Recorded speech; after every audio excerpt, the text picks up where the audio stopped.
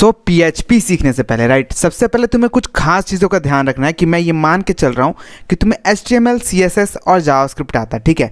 तुम्हें एकदम टॉप होने की ज़रूरत नहीं उसमें, बट बेसिक नॉलेज होना चाहिए कि कैसे HTML वर्क करता है, कैसे CSS अप्लाई करते हैं उसमें, राइट, कैसे हम जावास्क्रिप्ट को अप्लाई करते हैं। ये बहुत ही बेसिक लेवल की नॉलेज होनी चाहिए, तभी तुम PHP के जो ट्यूटोरियल से अच्छे से फॉलो कर पाओगे, अच्छे से सीख पाओगे। Hey guys, it's me Dev ninja and you are watching my channel.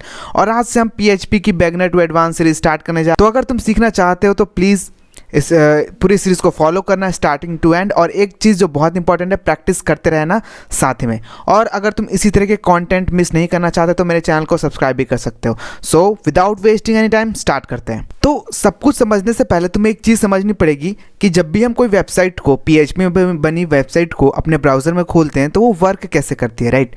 अब देखो, नॉर्मली जब भी हम अपने ब्राउज़र में किसी भी वेबसाइट को खोलते हैं तो तुम अगर उसका व्यू पेज सोर्स करोगे, मतलब उसका सोर्स कोड देखोगे राइट क्लिक करके, ठीक है, या फिर तुम उसका इंस्पेक्ट एलिमेंट करोगे, दोनों ही केसेस में तुम्हें सिर्फ HTML, जावास्क्रिप्ट या CSS की ही कोडिंग दिखेगी, राइट। तुम PHP की कोडिंग कभी भी नहीं देख पा सकते। क्यों? क्योंकि PHP एक सर्वर साइड स्क्रिप्टिंग लैंग्वेज है। अब सर्वर साइड स्क्रिप्टिंग लैंग्वेज क्या होता है? तो बेसिकली PHP वो लैंग्वेज है जिसमें तुम जो भी प्रोग्रामिंग करते हो सर्वर पे एक्सिक्यूट होता है, ठीक है। HTML, CSS, जावास्क्रिप्ट ये तुम्हारे ब्राउज़र पे एक्सिक्यूट होता है। अब इसका क्या मतलब है डिटेल में, ये हम प्रोजेक्ट बनाते बनाते समझेंगे, राइट, क्योंकि अभी मैं बस समझा सकता हूँ। डिटेल में समझने के लिए हमें काम करना पड़ेगा इस पर, तभी जाके चीज़ें समझ में आएंगी, ठीक है। तो सबसे बेसिक कॉन्सेप्ट है, सबसे स्टार्टिंग में जो चीज़ हमें समझनी है वो ये है कि हमें कौन कौन से टूल्स की ज़रूरत होती है। सबसे पहले तो PHP क्योंकि एक सर्वर साइड स्क्रिप्टिंग लैंग्वेज है। अब अगर नॉर्मली तुमने कभी index.html फाइल बनाई हो, एक नॉर्मल सी HTML फाइल बनाई हो, तो उसको ओपन करने के लिए तुम क्या करते हो, नॉर्मली जाकर उस पर डबल टैप करते हो, देना तुम्हारे ब्राउज़र में ओपन हो जाता है। बट वो इसलिए होता है क्योंकि जो HTML होता है या CSS होता है या जावास्क्रिप्ट होता है, ये सारे क्लाइंट साइड लैंग्वेजेस होते हैं, ठीक है, जो कि हमारे ब्राउज़र में खुल सकते हैं डायरेक्टली। बट क्योंकि PHP server side scripting language है तो हमें इसके लिए एक सर्वर चाहिए। यहाँ पे जो हम सर्वर यूज़ करने वाले हैं वो है XAMPP। नॉर्मली अगर कोई सीख रहा है तो XAMPP सर्वर पे ही काम करता है, ठीक है। उसके बाद हम उसे एक रियल होस्टिंग पे रखते हैं। रियल होस्टिंग भी एक सर्वर ही है, बट क्योंकि स्टार्टिंग में लर्निंग करते वक्त सब कोई रियल सर्वर अफोर्ड नहीं कर सकता, दैट्स वाई XAMPP बनाया गया है ताकि हम अपने प्रोजेक्ट्स को टेस्ट कर सके, लर्न कर सके, राइट, अपने ऑफलाइन सिस्टम पे। तो XAMPP क्या करता है, XAMPP हमारे सिस्टम पे एक सर्वर का एनवायरनमेंट बनाता है जहाँ पे हम अपने प्रोजेक्ट्स को रन कर सकते हैं, राइट। तो तुम्हें सिंपली यहाँ पे जाना है और जाने के बाद XAMPP सर्वर को डाउनलोड कर देना है। बहुत ही ईजी है। डाउनलोड करने के बाद इंस्टॉल कर लेना अपने सिस्टम में। इंस्टॉल करोगे तो तुम्हारे C ड्राइव में कुछ इस तरीके का फोल्डर बन जाएगा, जैसे तुम देख सकते हो XAMPP यहाँ पे एक फ़ोल्डर बन जाएगा, ठीक है। अब इस फोल्डर के अंदर जाओगे तो यहाँ पे तुम्हें बहुत सारी फाइलें मिलेंगी, इनमें से किसी भी चीज़ को छेड़ना नहीं है। तुम नीचे आओगे तो यहाँ पे XAMPP start, XAMPP stop and XAMPP control.exe है। जो XAMPP.control.exe है इसका तुम्हें शॉर्टकट बना लेना है डेस्कटॉप पे। कैसे बनाओगे, राइट क्लिक करके यहाँ से जाओगे एंड यहाँ पे सेंड टू के बटन पे जाओगे तो यहाँ पे देखोगे डेस्कटॉप लिखा हुआ है। क्रिएट शॉर्टकट पे क्लिक करोगे तो डेस्कटॉप पे एक शॉर्टकट बन जाएगा। मेरा ऑलरेडी बना हुआ है, देख सकते हो। देन तुम जो भी चाहो उसको रीनेम कर सकते हो। जो भी मैंने XAMPP लिखा है, मैं इसको अगर डबल टैप करूँगा तो मेरे पास XAMPP का जो कंट्रोल पैनल है वो ओपन हो जाएगा, देख सकते हो, ठीक है। बाय डिफ़ॉल्ट ये सब बंद रहेगा। अब यहाँ पे अपाची है, MySQL है, फाइलज़िला है, मर्करी है, टॉमकैट है। तो नीचे की 3 चीज़ों को हम छोड़ देते हैं, फिलहाल के लिए ऊपर की 2 चीज़ों को देखते हैं। अपाची क्या है, तो अपाची वो सर्वर है जिस पे हमारा PHP लैंग्वेज रन करेगा, ठीक है। MySQL डेटाबेस है। डेटाबेस जब हम यूज़ करेंगे तब हम इस चीज़ को और अच्छे से समझेंगे, बट फिलहाल हमें सिर्फ सर्वर की ज़रूरत है, तो इसलिए मैं सिर्फ सर्वर को यहाँ से स्टार्ट कर लूँगा। स्टार्ट होने के बाद देख सकते हो यहाँ पे स्टार्ट हो चुका है। और अब मैं अपने सर्वर को एक्सेस कैसे करूँगा, राइट। तो मैं अपने ब्राउज़र को खोलूँगा।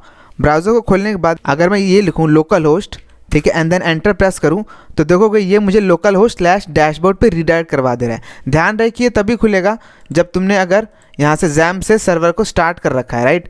अगर स्टार्ट नहीं हुआ है सर्वर तो तुम्हारा ये ओपन नहीं होगा। ये चीज़ इंपॉर्टेंट है। अब हमने यहाँ पे खोल लिया, पर ये तो मेन डैशबोर्ड, राइट। मुझे अगर अपने किसी पर्सनल प्रोजेक्ट को एक्सेस करना है तो कैसे करेंगे। अब देखो यहाँ पे अगर कोई भी प्रोजेक्ट तुम्हें एक्सेस करना है तो उसके लिए क्या करना पड़ता है, सबसे पहले तुम्हें अपने XAMPP के फोल्डर पे जाना है जहाँ पे तुमने XAMPP इंस्टॉल कर रखा है। उसके अंदर देखो तो htdocs करके एक फोल्डर होता है, ये रहा htdocs। अगर कभी किसी ने रियल वेबसाइट होस्टिंग देखी है तो वहाँ पे ये public_html करके एक फोल्डर रहता है जिसके अंदर हमारी सारी फाइलें रहती है। वैसे ही हमारे ये XAMPP सर्वर में htdocs करके, और अगर कोई XAMPP की जगह WAMP यूज़ कर रहा है तो www के अंदर वो जो पब्लिक डायरेक्टरी होती है वो होती है, उसी के अंदर की सारी फाइलें हमारे सर्वर के एड्रेस पे दिखेंगी। मैं इसको ओपन कर लेता हूँ। ओपन करने के बाद तुम देख सकते हो यहाँ पे ये वो सारे प्रोजेक्ट्स हैं जो मेरे सिस्टम में ऑलरेडी हैं। तुम्हारे केस में ब्लैंक होगा, तुम्हें सिर्फ ये एक फोल्डर होगा डैशबोर्ड का, राइट। ये रहा डैशबोर्ड का ये फोल्डर होगा, इसके अंदर ये फाइलें हैं, ठीक है, जो कि अभी हमें यहाँ पे ब्राउज़र पे दिख रही हैं, ठीक है। तो यहाँ पे PHP इन्फो पे अगर तुम क्लिक करोगे तो देखोगे कि तुम्हारी PHP से रिलेटेड सारी चीज़ें दिखेंगी कि कौन सा वर्जन तुम में इंस्टॉल्ड है, ठीक है, कौन सा सिस्टम है तुम्हारा वगैरह वगैरह। तुम्हारी PHP से रिलेटेड सारी डिटेल्स यहाँ पे तुम्हें दिख जाएंगी अच्छे से, ठीक है। तो ये चीज़ तुम यहाँ से देख सकते हो, बट फिलहाल हमें इसकी ज़रूरत नहीं है, तो हम यहाँ पे बैक आ जाते हैं। यहाँ पे देख सकते हो PHP 8.0.10 डला हुआ है मेरे में। और यहाँ पे अगर PHP माई एडमिन पे क्लिक करोगे, ठीक है, PHP माई एडमिन पे क्लिक करोगे तो हमें डेटाबेस खुलेगा, पर फिलहाल नहीं खुलेगा। क्यों? क्योंकि तुम्हें याद हो तो हमने यहाँ से डेटाबेस को ऑन नहीं कर रखा है, दैट तब ये एरर देगा। तो मैं क्या करूँगा, स्टार्ट करूँगा। स्टार्ट करने के बाद अगर अब मैं इसको रिफ्रेश करता हूँ तो देख सकते हो यहाँ पे हमारे पास डेटाबेस खुल गया, यहाँ से हम डेटाबेसेस को मैनेज करेंगे। तो ये तो बात थी समझने के लिए, ठीक है। लेकिन अगर मैंने कोई अपना पर्सनल प्रोजेक्ट बनाया, फॉर एग्जांपल मैं यहाँ पे क्या करता हूँ, एक यहाँ पे htdocs के अंदर, ध्यान देना कि हम जितने भी फोल्डर्स होंगे htdocs के अंदर बनाएंगे। तो यहाँ पे मैं एक फ़ोल्डर बनाता हूँ लर्न PHP, ठीक है, ये मैंने एक फ़ोल्डर बना लिया, देख सकते हो htdocs के अंदर लर्न PHP। तो अगर मुझे एक्सेस करना है लर्न PHP को तो मैं ऐसे क्या करूँगा, लोकल होस्ट लिखूँगा, देन उसके बाद स्लैश डाल के अपने प्रोजेक्ट का नाम लिखूँगा। मेरे केस में है लर्न PHP, ओके। ये मैं अगर स्मॉल में लिखूँगा तो भी खुलेगा। फॉर एग्जांपल अगर मैं ऐसा कुछ लिखता हूँ लर्न PHP तो भी खुलेगा, क्योंकि ये डायरेक्टरी नेम है, राइट। अब लर्न PHP के अंदर यहाँ पे पेरेंट डायरेक्टरी देख सकते हो, यहाँ पे ब्लैंक है क्योंकि अब इसके अंदर कोई भी फाइल नहीं है, राइट। तो यहाँ पे हम कैसे यहाँ पे फाइल क्रिएट करेंगे, तो यहाँ पे हम टेक्स्ट एडिटर के थ्रू फाइल क्रिएट करेंगे। अब मैं यहाँ पे टेक्स्ट एडिटर कौन सा यूज़ कर रहा हूँ, और टेक्स्ट एडिटर होता क्या है, तो टेक्स्ट एडिटर बेसिकली एक सॉफ्टवेयर होता है जहाँ में तुम प्रोग्रामिंग करोगे, राइट, जहाँ पे तुम कोड्स लिखोगे, ठीक है। तुम चाहो तो नोटपैड से कर सकते हो, तुम चाहो तो नोटपैड प्लस से कर सकते हो, एटम से कर सकते हो, जो भी कोड एडिटर में तुम कंफर्टेबल हो वो तुम यूज़ कर सकते हो। इस कोर्स के लिए हम यूज़ करेंगे विजुअल स्टूडियो, जो कि फ्री में अवेलेबल है और माइक्रोसॉफ्ट की तरफ से बनाया गया है, तो बहुत ही बेहतर चलता है, राइट। एंड इसके अंदर हमें बहुत सारे फीचर्स मिलते हैं जिनका हम यूज़ करने वाले हैं। तो विजुअल स्टूडियो कोड जो है तुम माइक्रोसॉफ्ट की साइट से ऑफिशियली जाके डाउनलोड कर सकते हो, ठीक है। जब तुम डाउनलोड करोगे तो मे बी तुम्हें कुछ इस तरीके का ना दिखे, राइट, क्योंकि मैंने इसमें बहुत सारी चीज़ें डाल रखी है, एक्सटेंशन डाल रखे हैं, थीम्स डाल रखे हैं, दैट्स वाई ऐसा दिख रहा है। तो कुछ ज़रूरी एक्सटेंशन जो मैं तुम्हें बता देता हूँ, मैं डिस्क्रिप्शन में भी मेंशन कर दूंगा, तुम उसको डाउनलोड कर सकते हो, राइट। यहाँ पे जाओगे तो यहाँ पे जाने के बाद देख सकते हो ये वो एक्सटेंशंस है जो मेरे सिस्टम में है। ये ऑटो रीनेम टैग क्या है, ऑटो रीनेम टैग एक एक्सटेंशन है जिसकी मदद से क्या होता है, अगर मैंने मान लो H1 एलिमेंट बनाया अपने HTML में और मैं H1 को रीनेम करता हूँ तो H1 का जो एंडिंग टैग है वो भी अपने आप रीनेम हो जाएगा, राइट। तो इसके बहुत काम आता है, ठीक है। और ये ब्रैकेट पेयर कलराइजर क्या है, तो जितने भी ब्रैकेट्स होते हैं उनको अलग अलग कलर में ये कलर कर देता है ताकि हमें पता चलता है कि अलग अलग ब्रैकेट्स हैं, राइट। तो ये एक हो गया। एंड अगर नीचे आओगे तो तुम्हें यहाँ पे मिलेगा ये जेलीफिश थीम, ये थीम है जो कि मैं यूज़ कर रहा हूँ, जिसकी वजह से कोड थोड़ा ऐसे डार्क एंड येलोइश दे रहा है, जो कि मुझे काफ़ी अच्छा लगता है, कंफर्टेबल रहता है, ठीक है। एंड इसके नीचे आओगे तो ये प्रीटियर है, प्रीटियर कोड फॉर्मेटर। ये क्या करता है, तो कोड को फॉर्मेट करता है, जैसे कि अगर आगे पीछे ऊपर नीचे थोड़ा स्पेस कम ज़्यादा लिख रखा है तो ये फॉर्मेट कर देगा एकदम तमीज़ से। तो ये कुछ बेसिक से प्लगइन्स है, ज़रूरी नहीं है डाउनलोड करना, बट अगर तुम करना चाहो तो कर सकते हो, क्योंकि मेरे सिस्टम में इंस्टॉल्ड हैं।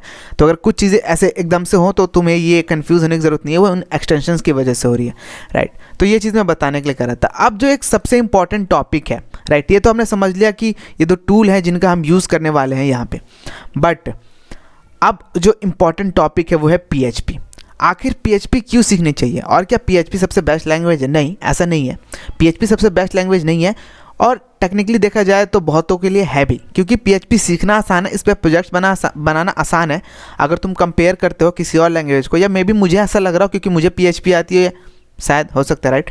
बट ऐसा समझो प्रोग्रामिंग लैंग्वेज एक स्किल की तरह होता है, जैसे कि अगर तुम्हें कुर्सी बनानी है, राइट, तो तुम कुर्सी बनाना सीखते हो, राइट। मेन मकसद क्या है तुम्हारा, कुर्सी बनाना। अब तुम वो लोहे की कुर्सी बनाओ या लकड़ी की कुर्सी बनाओ, ठीक है, या डिज़ाइनर कुर्सी बनाओ या गद्दे वाली कुर्सी बनाओ, वो तुम्हारे ऊपर है। तो प्रोग्रामिंग भी कुछ इसी तरीके से है। मेन मकसद है प्रोजेक्ट को बनाना। अब तुम लकड़ी इस्तेमाल करते हो, चाहे लोहा इस्तेमाल करते हो, चाहे प्लास्टिक इस्तेमाल करते हो, वो तुम्हारे ऊपर है, राइट। तो उसी तरीके से अब तुम अगर लकड़ी की कुर्सी बना रहे हो तो प्लास्टिक कुर्सी को बेकार थोड़ी बोल सकते हो। सबकी अपनी अपनी अहमियत होती है, वैसे हर लैंग्वेज की अपनी अपनी इंपॉर्टेंस है। तुम्हें जो भी लैंग्वेज कंफर्टेबल लगता है तुम वो सीख सकते हो। मुझे PHP काफ़ी ज़्यादा अटैच हुआ मैं PHP से, काफ़ी ईजी लगा, तो दैट्स वाई मैंने सीखा एंड मैं उस पर प्रोजेक्ट्स बना सकता हूँ, ठीक है। तो PHP एक अच्छी लैंग्वेज है ना। यूट्यूब हो गया, फेसबुक हो गया, गूगल हो गया, ये सब PHP पे बनी थी स्टार्टिंग के अंदर, राइट। अब तो काफ़ी सारी लैंग्वेजेस है तो मे बी मॉडिफाइड है, बट बाय डिफ़ॉल्ट इनका जो था स्टार्टिंग वो PHP पे ही बने हुए थे, राइट। तो काफ़ी ज़्यादा कूल चीज़ है PHP अगर तुम सीखना चाहो तो, राइट। मैं एक चीज़ कह दूं कि अगर तुम प्रैक्टिस नहीं करोगे और वीडियो को स्टार्ट टू एंड फॉलो नहीं करोगे तो बहुत सारी तुम्हें डिफिकल्टीज आ सकती है, ठीक है। तो फिर मुझे मत बोलना। तो अब हम स्टार्ट करते हैं अपने पहले टॉपिक से, ठीक है। तो अभी देखोगे तो यहाँ पे कुछ भी ओपन नहीं हो रखा है। तुम यहाँ पे डायरेक्ट जाके ओपन फाइल या ओपन फोल्डर कर सकते हो, बट हम एक बेहतर तरीका अपनाएंगे, ठीक है। हम इसको बंद कर देते हैं एडिटर को, और जहाँ पे ये हमारा लर्न PHP है, ये वो फोल्डर है जिसके अंदर हम अपना पहला लेसन अपना बनाएंगे, जिसमें हम वेरिएबल्स और कांस्टेंट्स के बारे में पढ़ेंगे। काफ़ी इंपॉर्टेंट चीज़ है। मैं यहाँ पे राइट क्लिक करूँगा, राइट क्लिक करने के बाद देखो तो यहाँ पे एक ऑप्शन होगा ओपन विथ कोड। अगर तुम्हें ये ऑप्शन नहीं है तो तुम डायरेक्ट अपने कोड एडिटर में जाके ओपन फोल्डर करके इस फोल्डर को ओपन कर सकते हो, बट मेरे में है तो मैं राइट क्लिक करूँगा और यहाँ पे ओपन विथ कोड पे क्लिक कर दूँगा। ओपन विथ कोड पे क्लिक करने के बाद वो जो फोल्डर है वो मेरे टेक्स्ट एडिटर के अंदर ओपन हो जाएगा, तुम देख सकते हो यहाँ पे, राइट। तो स्टार्टिंग हम कैसे करेंगे, तो स्टार्टिंग हम ऐसे करते हैं कुछ, यहाँ पे मैं एक फ़ाइल बना लेता हूँ, file.html, ठीक है। ये HTML की फ़ाइल बना ली।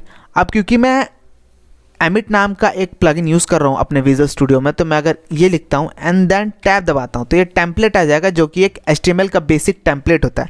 मैं इसको थोड़ा बड़ा कर लेता हूँ ताकि तुम्हें अच्छे से दिखे, ठीक है। तो ये HTML का एक बेसिक टेम्पलेट होता है, ठीक है। डॉक टाइप HTML, ठीक है। Then HTML lang, then head and body, start body and then HTML end, और ये पेज का टाइटल होगा, राइट, और ये बाकी चीज़ें। तो ये एक बेसिक स्ट्रक्चर है HTML फाइल का। मैं इसको सेव कर लेता हूँ, ठीक है। ये फाइल मैंने बना ली लर्न PHP फोल्डर के अंदर। मैं यहाँ पे आऊँगा और यहाँ पे आके अगर अब इसको रिफ़्रेश करूँ तो देखोगे file.html यहाँ पे बना आ रहा है। अगर मैं इसको ओपन करता हूँ तो देखोगे ये एक पेज खुल गया जहाँ पे ऊपर देख सकते हो डॉक्यूमेंट लिखा हुआ है। क्यों? क्योंकि file.html को हमने टाइटल क्या दिया है, डॉक्यूमेंट दिया, राइट। बट मैं ये चाहता हूँ कि जैसे ही मैं इस फोल्डर को खोलूँ तो ऐसे दिखे, क्योंकि नॉर्मली तो वेबसाइट में ऐसा होता है, राइट। ऐसे अलग अलग फाइलें थोड़ी दिखती हैं।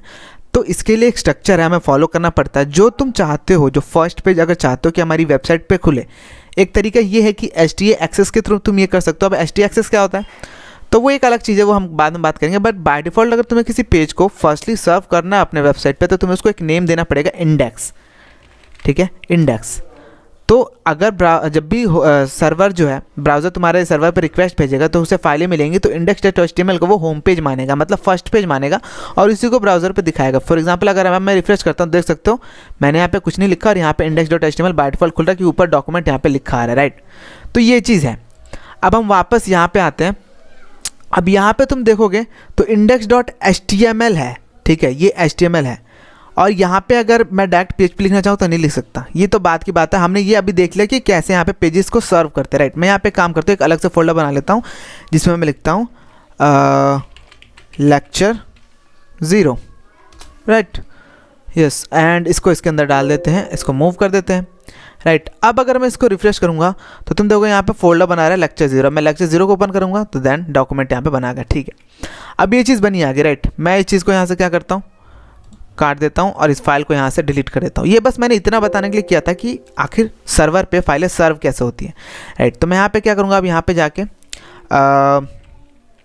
यहाँ पे इंडेक्स डॉट, अब अगर मुझे PHP यूज़ करनी है अपने वेब पेज पे तो यहाँ पे मुझे एक्सटेंशन HTML की जगह क्या देना पड़ेगा, PHP देना पड़ेगा, राइट। मैं यहाँ पे index.php एक्सटेंशन दे दिया मैंने यहाँ पे। अब मैं इसको सेव करता हूँ और अगर मैं इसको रिफ्रेश करता हूँ तो यहाँ पे ब्लैंक आ रहा है, ठीक है, क्योंकि ये जो index.php ये कहाँ पे बाहर है। मैं इसको उठा के अंदर डाल देता हूँ, ओके। तो अब lecture 0 के अंदर index.php आ चुका है। मैं यहाँ पे रिफ्रेश कर लूँगा तो देखोगे यहाँ पे ब्लैंक आ रहा है, राइट, क्योंकि index.php के अंदर अभी हमने कुछ भी नहीं लिखा है। तो अब यहाँ पे इंपॉर्टेंट चीज़ ये है कि हम यहाँ पे कैसे, सबसे पहले हम यहाँ पे वेरिएबल्स के बारे में बात करने वाले, राइट। तो वेरिएबल्स होते क्या हैं, ये चीज़ें हमें समझनी है। अब देखो, जो वेरिएबल्स हैं वो बेसिकली एक कंटेनर जैसे होता है जिसके अंदर तुम कोई भी डेटा रखते हो। फॉर एग्जांपल मान लो एक डब्बा है, राइट। उस डब्बे के अंदर तुमने अपने कपड़े रखे हुए हैं, तो तुम्हें अगर पता करना है कि ऐसे ही क्या करोगे, तुम्हारे पास 10 डब्बे हैं तो हर डब्बे में अलग अलग तरीके के कपड़े रखोगे। देन उस कपड़ों के ऊपर क्या करोगे, नाम लिख दोगे कि इसमें ये इस टाइप का कपड़ा, इसमें इस टाइप का कपड़ा। देन जब भी तुम्हें कोई किसी टाइप का कपड़ा चाहिए तो तुम उस टाइप के डब्बे के पास जाओगे, देखो अच्छा इस पे ये नाम लिखा, उसके अंदर से वो कपड़ा निकाल सकते हो। ऐसी वेरिएबल्स होते हैं, राइट। हम वेरिएबल को एक नेम देते हैं, उसके अंदर एक वैल्यू देते हैं, और जब भी हमें उस वैल्यू को यूज़ करना होता है हम उस वेरिएबल के थ्रू से यूज़ कर पाते हैं। अब तुम बोलोगे कि ये इसमें वेरिएबल की ज़रूरत क्या है, राइट। अगर मुझे मान लो ऐसा कुछ लिखना है, ठीक है, और यहाँ पे मुझे नेम की जगह मोनू लिखना है हर जगह, तो अगर मैं मोनू ही लिखना चाहता हूँ तो हर जगह मोनू ही क्यों ना लिख दूँ।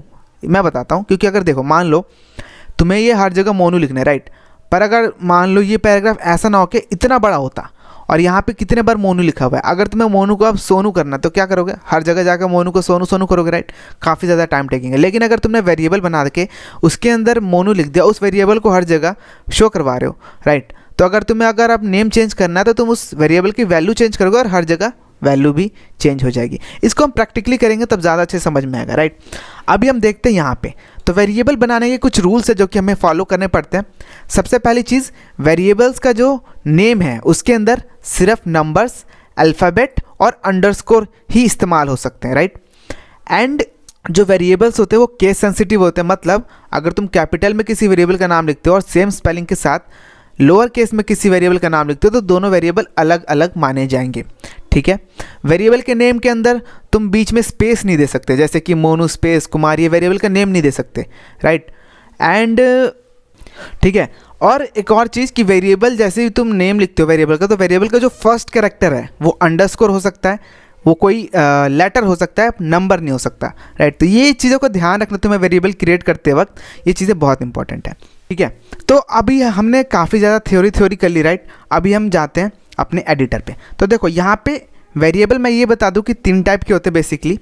कोर लेवल पे जाओ तो ग्लोबल, लोकल और स्टैटिक। स्टैटिक और लोकल ग्लोबल ये सब में डिफरेंस क्या है, ये जब हम फंक्शंस के बारे में पढ़ेंगे तब ज़्यादा से अच्छे समझ में आएगा।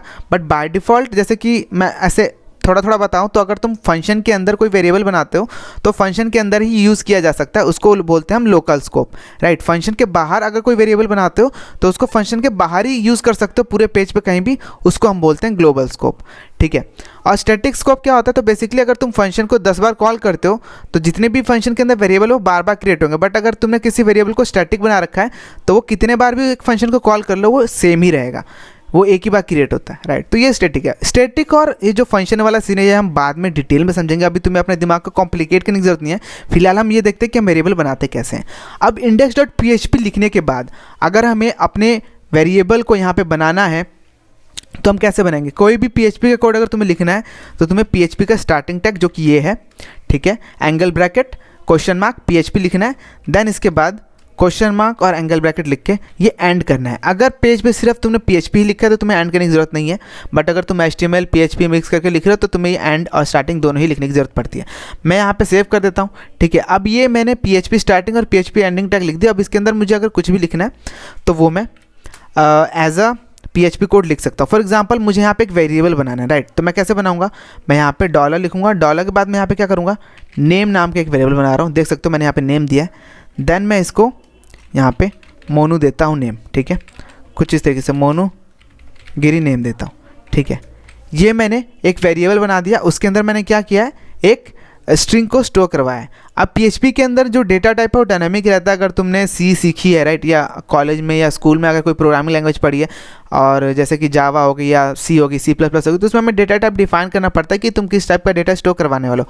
बट PHP काफ़ी एडवांस लैंग्वेज है, ठीक है, बाकी लैंग्वेजेस की तरह जो कि आजकल मॉडर्न वेब डेवलपमेंट पे यूज़ होती हैं, तो उसको ऑलरेडी डायनामिक होता है उसका जो डेटा टाइप होता है, राइट। तुम उसमें नंबर भी स्टोर करवा सकते हो, तुम उसके अंदर कुछ भी स्टोर करवा सकते हो, बुलियन वैल्यू स्टोर करवा सकते हो, राइट, नंबर स्टोर करवा सकते हो। हम डेटा टाइप के बारे में पढ़ेंगे डिटेल में, बट फिलहाल मैं ये मान के चलो मैंने इसके अंदर एक वैल्यू रखी है, ठीक है, डॉलर नेम। अब अगर इसे मुझे एक्सेस करना है, राइट, स्क्रीन पे दिखाना है, अगर मैं इसे सेव कर दूँ अभी, ठीक है, और अपने ब्राउज़र पे आऊँ, यहाँ पे मैं इसको थोड़ा जूम कर देता हूँ, और यहाँ पे अगर रिफ्रेश करूँ तो यहाँ पे देखो कुछ भी नहीं दिख रहा है। क्यों? क्योंकि अभी हमने सिर्फ वैल्यू को स्टोर करवाया है, ठीक है, हम इसे गेट नहीं कर रहे। गेट कैसे करेंगे, तो यहाँ पे हम इको एक फंक्शन है PHP के अंदर, प्रीडिफाइंड फंक्शन है, इससे हम क्या कर सकते हैं, किसी भी वेरिएबल की वैल्यू को प्रिंट करवा सकते हैं। तो अगर मुझे इसकी वैल्यू को प्रिंट करवाना तो कैसे करवाएंगे, हम यहाँ पे डॉलर नेम कुछ इस तरीके से करवाएंगे, ठीक है, इको डॉलर नेम। अब मैं अगर सेव करता हूँ इसे एंड यहाँ पे इसको रिफ्रेश करता हूँ तो देखोगे यहाँ पे मोनूगिरी लिखा आ रहा है जो कि इस वेरिएबल की वैल्यू है। मैं अगेन बता दूँ कि अगर मैं डॉलर नेम के आगे ऐसे अंडरस्कोर लगा देता एंड यहाँ पे अंडरस्कोर लगा देता तो भी ये एक वैलिड वेरिएबल होता। अगर मैं यहाँ पे अभी भी रिफ्रेश करूँ तो देखोगे अभी भी ये प्रिंट कर रहा है, ठीक है। मैं डॉलर नेम के अंदर नंबर लिख सकता हूँ अंडरस्कोर के बाद, क्योंकि पहला कैरेक्टर जो है वो या तो कैरेक्टर होना चाहिए, जैसे ABCD हो गया, अल्फ़ा ABCD हो गया, कैपिटल या स्मॉल में, ये अंडरस्कोर होना चाहिए, नंबर नहीं हो सकता पहला कैरेक्टर, ठीक है। और यहाँ पे अगर मैं अब लिख दूँ ऐसा कुछ 3434 एंड देन सेव करूँ, देन रिफ्रेश करूँ तो भी एक वैलिड है। लेकिन अगर मैं यहाँ से अंडरस्कोर हटा दूँ तो देखोगे हटाते ही, ठीक है, मैं यहाँ से हटा देता हूँ और हटाते जैसे मैं सेव करूँगा तो हमारा जो एडिटर है विजुअल स्टूडियो, ये होता है एक स्मार्ट एडिटर को यूज़ करने का फ़ायदा कि वो हमें बता देता है भाई साहब ये तुम कुछ गलत कर रहे हो, रेड लाइन हो गया, राइट। मैं अगर इसको सेव करता हूँ और यहाँ पे रिफ्रेश करता हूँ तो देखो यहाँ पे एरर है, syntax error, unexpected integer 3434, expecting variable, और ये जाहिर सी बात है तो इसे समझ नहीं आ रहा है कि हम इसे क्या कह रहे हैं, राइट। तो इसीलिए ये एरर हमें दे रहा है, ठीक है। मैं वापस इसको नॉर्मल कर देता हूँ, ठीक है, सेव कर दिया हमने, ठीक है। और एक और चीज़ मैंने बोली थी कि PHP जो होता है वो केस सेंसिटिव होता है। अब यहाँ पे केस सेंसिटिव का क्या मतलब है? केस सेंसिटिव मतलब अगर मैं डॉलर नेम मोनोगिरी ऐसे लिखता हूँ, देन यहाँ पे डॉलर नेम, ठीक है, ऐसे लिखता हूँ, और डॉलर नेम मोहन शर्मा ऐसे लिखता हूँ, ठीक है, या डॉलर नेम सुमित गिरी कुछ इस तरीके से लिखता हूँ, तो ये तीनों ही अलग अलग हैं। अलग अलग वेरिएबल क्यों है? आप तुम बोलोगे इसमें तो स्पेलिंग तो सेम है, स्पेलिंग सेम है, बस क्योंकि PHP एक केस सेंसिटिव लैंग्वेज है, जो वेरिएबल का नेम रहता है वो केस सेंसिटिव रहता है। इसकी वजह से क्या होगा, यहाँ पे जो नेम स्मॉल, ये स्मॉलर केस में सारे हैं, ठीक है, इसके सारे कैपिटल के मतलब अपर केस में है, इसका एन जो कैपिटल केस में, बाकी सारे स्मॉल केस में, तो इनके केसेस अलग हैं और यही इन वेरिएबल को अलग बनाते हैं। अगर मैं यहाँ पर इको कराऊँ, ठीक है, तो मैं इन सभी वेरिएबल को इको करवा सकता हूँ और कोई भी एरर नहीं देगा, ठीक है। मैं यहाँ पे रिफ्रेश करता हूँ, ठीक है, सेव करते हैं, और यहाँ पे आके हम अगर इसको रिफ्रेश करेंगे तो तुम देखोगे मोनोगिरी, मोहन शर्मा एंड सुमित गिरी तीनों ही प्रिंट हो रहे हैं, राइट। तो ये चीज़ है केस सेंसिटिव का मतलब होती है, राइट। अब ये तो होगी कि हमने वेरिएबल्स ऐसे बनाए हैं, राइट, और अगर हमें ये तो हम ऐसे थोड़ी यूज़ करेंगे अपने प्रोजेक्ट में, जाहिर सी बात है, राइट। तो अगर हमें इसे नॉर्मल अपने HTML में यूज़ करना है तो कैसे करेंगे, तो चलो वो भी देख लेते हैं। हमें यहाँ पे बेसिकली क्या करना है, मैं सबको यहाँ से हटा देता हूँ, ठीक है, और यहाँ पे मैं HTML का एक बॉयलर प्लेट यहाँ से टेम्पलेट बना लिया मैंने। यहाँ पे मैं लिख देता हूँ वेरिएबल ऑन वर्क। तो अब देखो ये एक PHP एक्सटेंशन वाली फाइल है, राइट। तो ये एक HTML पेज है। अब तुम पूरे पेज में कहीं भी PHP को यूज़ कर सकते हो। फॉर एग्जांपल मैं सबसे ऊपर डॉक टाइप HTML के ऊपर यहाँ पे PHP start, right, PHP and, तो हमें जहाँ भी PHP का यूज़ करना होता है हम क्या करते हैं, ऊपर PHP का स्टार्टिंग टैग लिखते हैं और नीचे PHP का एंडिंग टैग लिखते हैं। अब इसके बीच में हम अपना PHP कोड जैसे नॉर्मली पीछे हमने लिखा था वैसे हम यहाँ पे लिख सकते हैं। जैसे कि हमें अगर यहाँ पे एक वेरिएबल ने बनाना, फॉर एग्जांपल यहाँ पे मैं टाइटल नाम का एक वेरिएबल बना देता हूँ, जिसके अंदर मैं टाइटल दे देता हूँ माई फर्स्ट वेब पेज, ठीक है, ऐसा कुछ बना लिया मैंने। अब इसको मैं यहाँ पे चाहूँ तो इको करवा सकता हूँ डॉलर टाइटल कुछ इस तरीके से।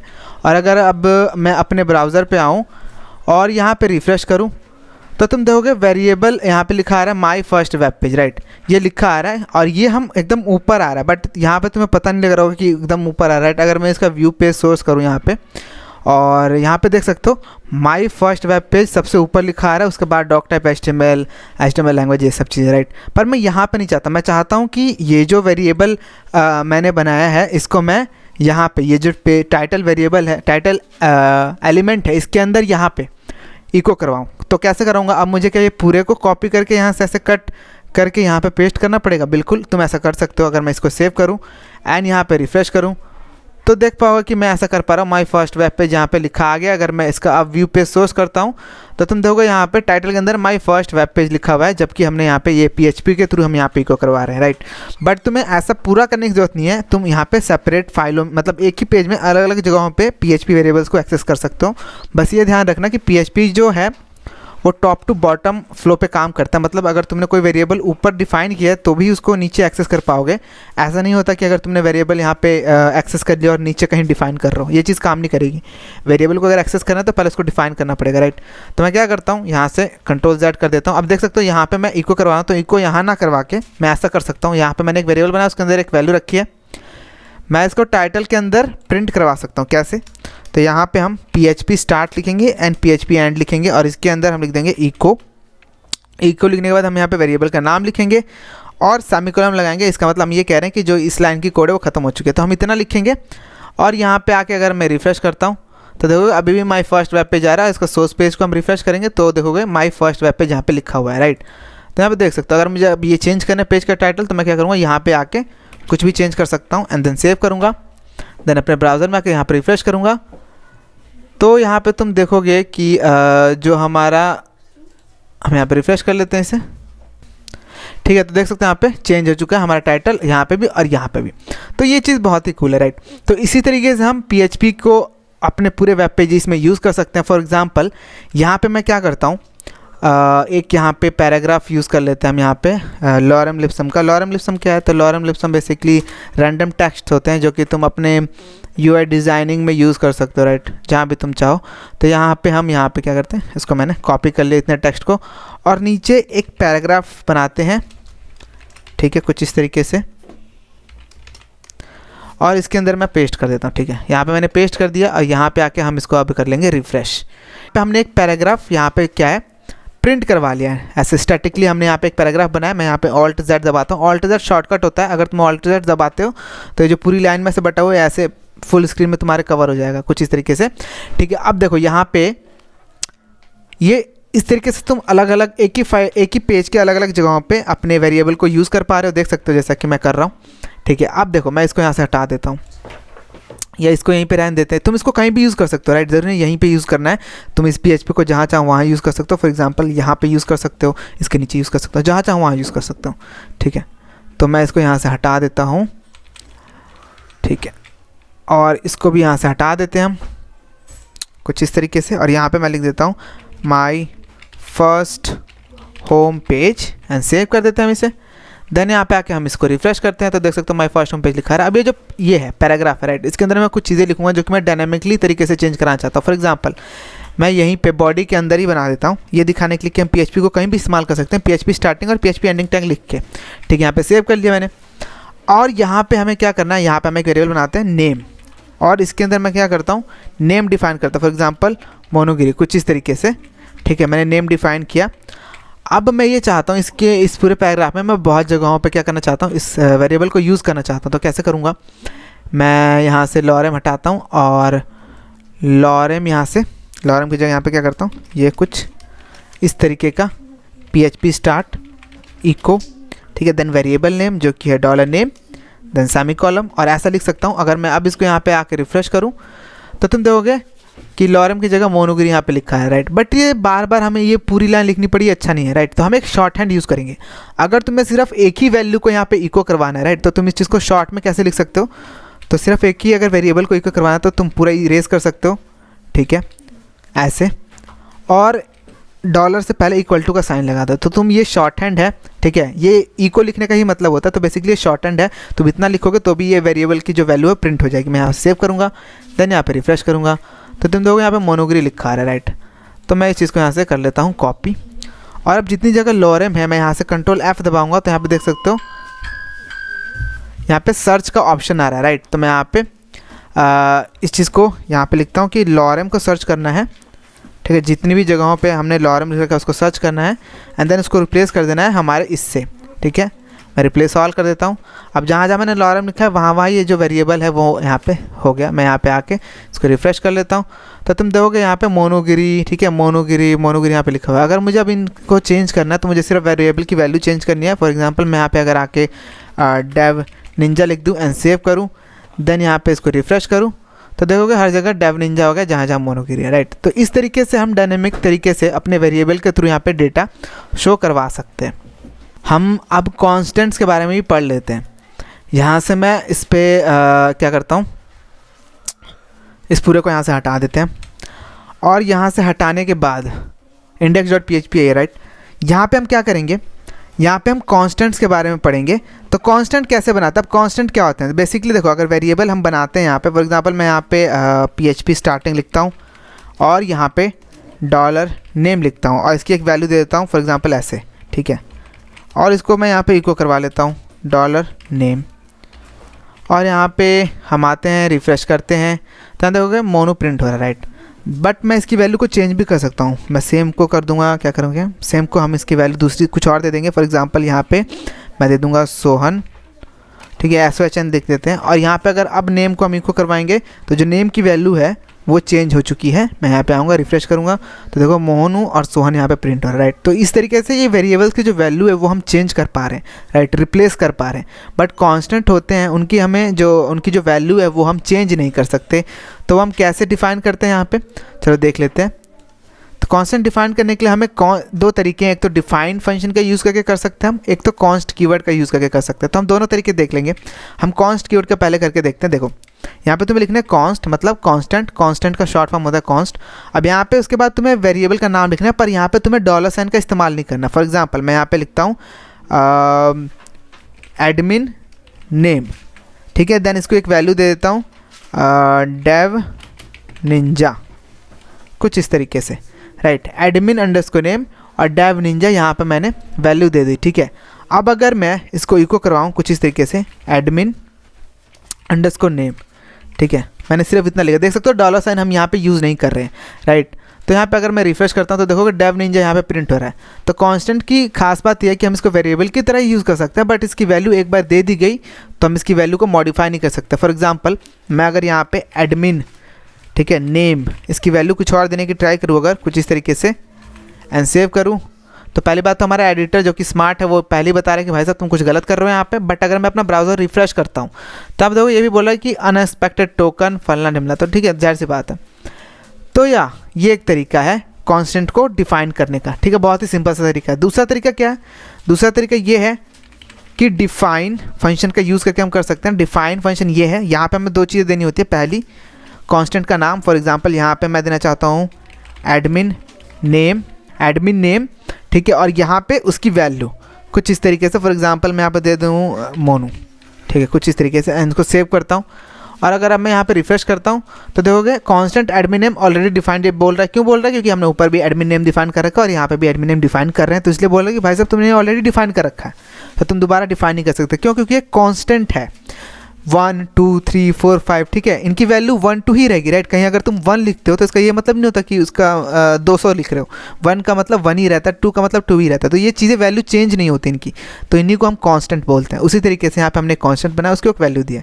ये भी केस सेंसिटिव होते हैं, मतलब अगर तुम्हें कैपिटल में लिखते हो और स्मॉल में लिखते हो सेम स्पेलिंग के साथ तो वो अलग अलग कॉन्स्टेंट माने जाएंगे, ठीक है। और इसके जो नोमेनक्लेचर है उसका भी सेम सीन है। तुम यहाँ पे नंबर पहले नहीं रख सकते। फॉर एग्जांपल अगर मैं यहाँ पे 456 रख दूँ एंड सेव करता हूँ, देख सकते हो एरर देगा, जाहिर सी बात है। यहाँ पे तुम अंडरस्कोर रख सकते हो, देन फिर भी 56 नहीं रख 56 रख सकते हो, ऐसा कुछ। तो ये कांस्टेंट जो है ये वैलिड होगा, ठीक है। तो यहाँ पे नेमिंगक्लेचर में जो वेरिएबल में रूल लागू होता है वही कांस्टेंट में लागू होता है। इसका जो पहला कैरेक्टर है वो तो अंडरस्कोर रह सकता है, राइट। सिर्फ अंडरस्कोर अगर रखोगे तो वो भी वैलिड कांस्टेंट माना जाएगा। अंडरस्कोर के बाद तुम नंबर लिख सकते हो, ठीक है, तुम कोई भी वर्ड लिख सकते हो, पर तुम स्पेशल कैरेक्टर इस्तेमाल नहीं कर सकते हो, ठीक है, इनवैलिड माना जाएगा। अब यहाँ पे तुम्हें क्या कहते हैं, सेम वेरिएबल वाला रूल लागू होता है नेम देने के लिए, राइट। तो यहाँ पे मैं हटाता हूँ इस चीज़ को। तो ये कांस्टेंट है, ज़्यादा इसमें कंफ्यूज होने की ज़रूरत नहीं है। हम जब आगे अलग अलग कॉन्सेप्ट समझेंगे तब ज़्यादा अच्छे से डिटेल में समझ में आएगा। समझो ये वेरिएबल जैसा ही है, इसको डिफाइन करने का तरीका थोड़ा अलग है, और इसको एक बार डिफाइन करने के बाद हम इसकी वैल्यू को चेंज नहीं कर सकते, ठीक है। तो ये तो था वेरिएबल और कॉन्स्टेंट्स के बारे में। अगर इसमें हमने सपोर्ट के लिए टेलीग्राम का एक ग्रुप बना रखा है, डिस्क्रिप्शन में तुम्हें लिंक मिल जाएगी, या तो तुम इस यूआरएल पे जाके भी टेलीग्राम के ग्रुप को ज्वाइन कर सकते हो। तुम्हें कोई भी डाउट आता है तो वहाँ पे पूछ सकते हो, मैं सोल्यूशन बताऊंगा, हेल्प करूंगा। मे बी और भी लोग हैं वहाँ पे, अभी ज़्यादा लोग नहीं है, 20 ही लोग होंगे, तो वो भी तुम्हारी हेल्प कर सकते हैं, राइट। तो आई होप तुम्हें वीडियो पसंद आई होगी, ठीक है। जाओ प्रैक्टिस करो इस चीज़ की। और तो अगर तुम्हें कोई भी डाउट है इस चीज़ में तो नीचे तुम पूछ सकते हो, ठीक है, चाहे टेलीग्राम के ग्रुप पे अपना क्वेश्चन पूछ सकते हो, और जल्दी तुम्हारी जो भी डाउट है। वैसे वेरिएबल का कॉन्सेप्ट जो था काफ़ी इजी था, मैंने काफ़ी सिंपल तरीके से समझाया, आई होप तुम्हें समझ आएगा। फिर भी अगर कोई डाउट है तो तुम पूछ सकते हो, ठीक है। तब तक के लिए जाओ प्रैक्टिस करो इस चीज़ की, एंड मैं मिलता हूँ तुमसे नेक्स्ट लेक्चर में। तब तक के लिए कीप कोडिंग, बाय बाय।